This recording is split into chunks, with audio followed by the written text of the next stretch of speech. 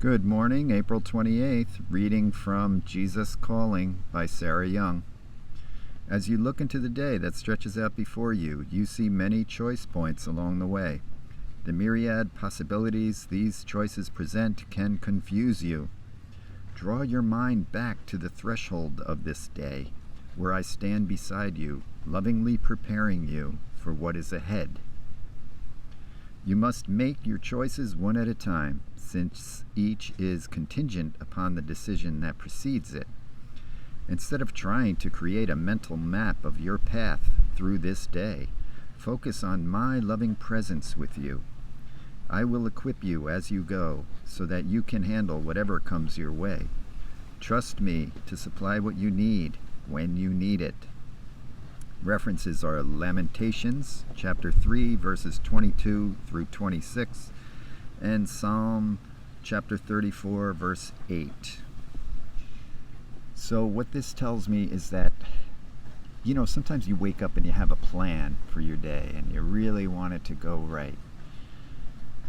But you get kind of locked into that, and if we lock into a plan too much, we're locking God out of the plan, quite possibly. So we're presented with these choice points along the way, which are little moments in our day where we have a choice. And often the choice is not dramatic. It could be just a simple choice of turning left or turning right, or going up or going down. It's just a decision points along the way. And these points can give us access to getting closer to God just by stopping for a minute and thinking God, thinking Jesus. Just that thought is the connection. That's all you need. And that connection is there. Once you think it, it's there. You're connected. There is no other finagling, no other magic doings, chantings, or anything else that you need to do. It's not, okay, I'm connected, now I have to really work at being connected more. No, once you think that thought, you are connected. And so the challenge is to connect like this throughout the day and hopefully keep a constant connection. But these points along the day give us access to that if we just stop for a minute and think, God, where is God? Is he in my heart? Is he in my mind? Is he present? And once you think that, he is.